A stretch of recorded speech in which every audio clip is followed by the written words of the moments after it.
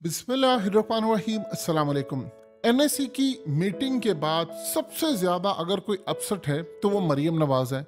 असल में आप देखें तो कल जब नेशनल सिक्योरिटी कमेटी की मीटिंग हुई उसके बाद जो इलामिया जारी हुआ उसने औस गिरा दी नून लीग पर, मरीम पर, पीडीएम पर।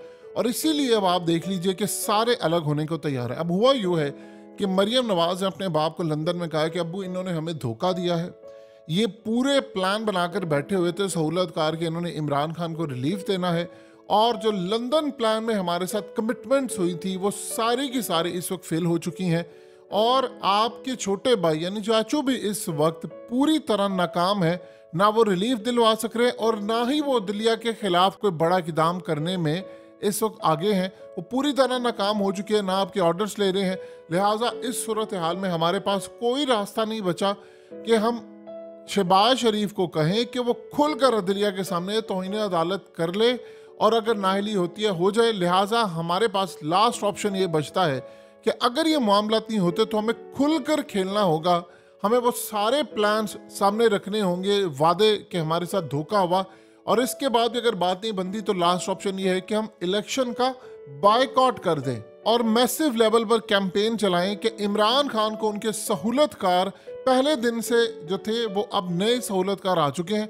लिहाजा हमारे खिलाफ सारे का सारा मामला हो रहा है। इन्होंने हमें इलेक्शन नहीं जीतने देना और ना ही इन्होंने हमें इलेक्शन में कोई रिलीफ देना। जितने वादे थे कि पीटीआई नाहल होगी, इमरान खान जेल जाएंगे, इसके बाद पार्टी तितर बितर हो जाएगी, वो सारे के सारे प्लान धरे के धरे रह गए।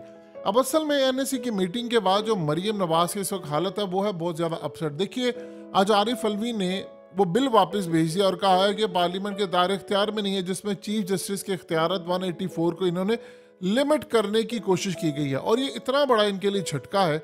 आप ये देखिए कि कल एक सप्तान नामी शख्स से जो कि परले दर्जे का उज्जड़ और किन ताकतों का वो मोहरा है ये भी सब जानते हैं, वो एक काम सा नून ली गया और उससे आप एक काम करवाएं और कहें कि प्राइवेट एक कंप्लेन इन्होंने करवाई और इसको कहा जा रहा है जी रेफरेंस हुआ है। रेफरेंस नहीं होता, रेफरेंस आपने सदर को भिजवाना होता है, सदर के थ्रू जाता है। असल में एक प्राइवेट कंप्लेन इन्होंने करवाई कि जी उसको हटाया जाए, ये फलाना किया जाए।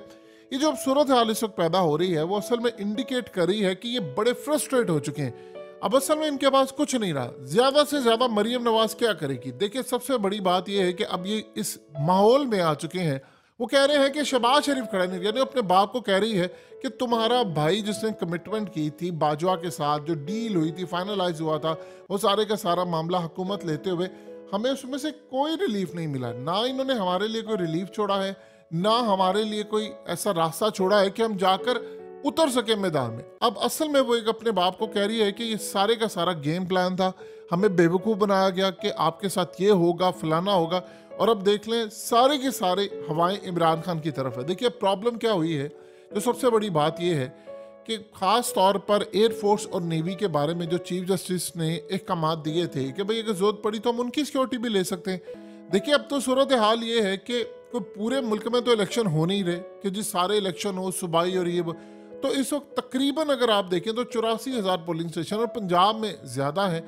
अब आप देखें कि वहाँ पर अगर आप एक भी पोलिंग स्टेशन को ले और उस पर आप 2 फौजी तैनात करें तो कोई इतनी बड़ी डील नहीं है। 1,60,000 अल्हम्दुलिल्लाह हमारी 7.5 लाख के करीब फौज है, तो अल्हम्दुलिल्लाह 5 लाख हमारी मुल्क की हिफाजत के लिए रहेगी, तो इसमें कोई बड़ी बात ही नहीं है।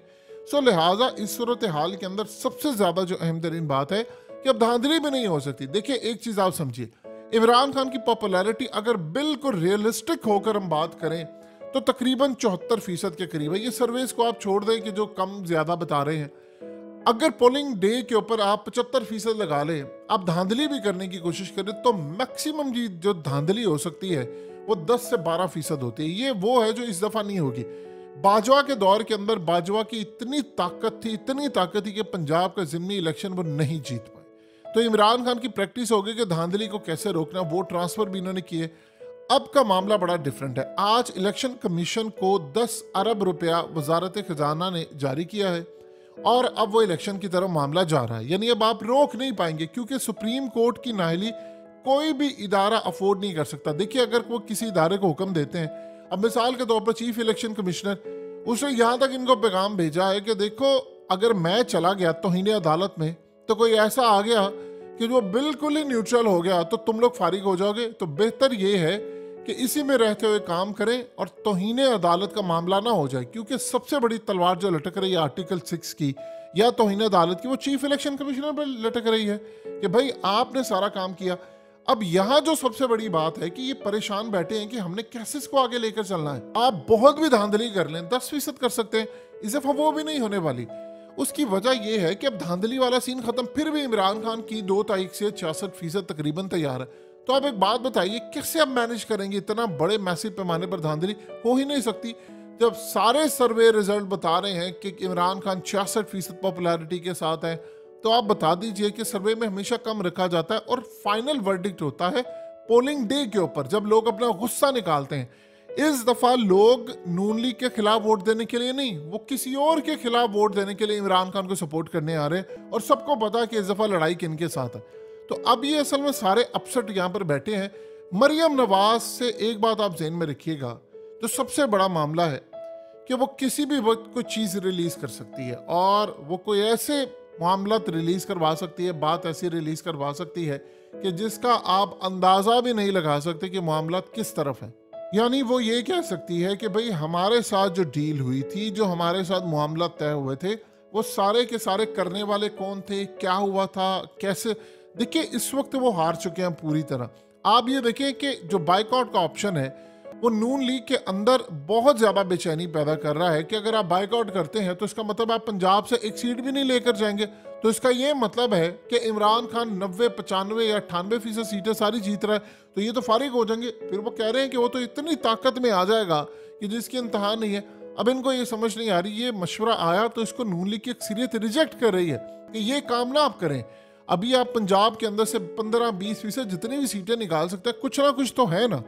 लेकिन इस सूरत हाल में जब आप इलेक्शन से आउट हो जाएंगे तो आपका तो खेल खत्म हो जाएगा। मरियम नवाज इस वक्त शदीद अपसेट हैं, परेशान हैं, और उनको ये बात समझ नहीं आ रही कि मैं अब चीज़ों को मैनेज कैसे करूं, क्योंकि कैंपेन उसने चलानी थी और वो ब्लेम डाल रही है सारा शहबाज शरीफ के ऊपर कि ये स्टैंड नहीं ले पाया। यानी अबू जान आपका जो भाई है वो स्टैंड ही नहीं ले पाया, चाचू स्टैंड ही नहीं ले पाए, और क्या हो जाता, नाहली हो जाती। नाहली तो हमारी भी हुई है, लेकिन हम तो खड़े हो गए थे और ये खड़ा नहीं हो पाया। देखिए शहबाज शरीफ कभी जिंदगी में एस्टैब्लिशमेंट के खिलाफ नहीं जा सकते। हकीकत टीवी ने आपको डे फर्स्ट से बात बताई थी, वो हल्का फुल्का म्यूजिक लगाते रहते, तड़का, मैं बयान, ये हम फैसला नहीं मानते, ये वो तौहीन अदालत के लेवल पर नहीं जा सकता। उसकी वजह यह है कि वो इतना बेवकूफ़ नहीं है, वो नवाज शरीफ नहीं है। उसको पता उसने किस तरह अपने आप को बचाना है, कैसे करना है। अब हालत ये है कि नून लीग के पास बेचने के लिए क्या है? कचरा।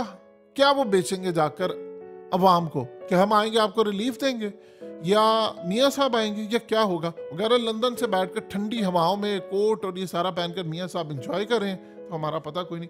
सो लिहाजा इस सूरत हाल के अंदर मामला कंट्रोल, इनके सारी चीज़ें इनके हाथ से निकल चुकी हैं, और मरियम नवाज एक ही बात कह रही है कि लंदन प्लान में हमें धोखा दिया गया है, कोई चीज़ पूरी नहीं की गई। सो अब उस प्लान के बाद सबसे बड़ी बात यह है कि हम उसके बहुत सारे मुहरकात को लीक करें।